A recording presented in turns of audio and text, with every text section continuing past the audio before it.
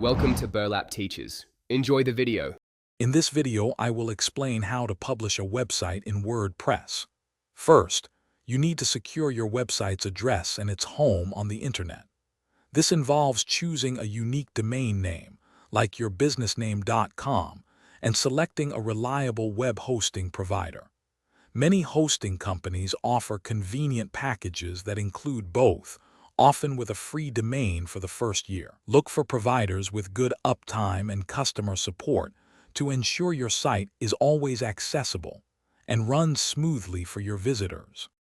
Once your domain and hosting are ready, it's time to install WordPress. Most hosting providers offer a simple one-click installer, which makes the process incredibly easy and takes just a few minutes. Alternatively, you can perform a manual installation by downloading WordPress files and setting up a database. After installation, you will be prompted to enter your site title, an administrative username, and a strong password to secure your new WordPress dashboard. With WordPress installed, you can now focus on your website's appearance and content. Begin by selecting a theme from the thousands of free and premium options available to define your site's look. Use the intuitive WordPress customizer to adjust colors, fonts, and layouts to match your brand.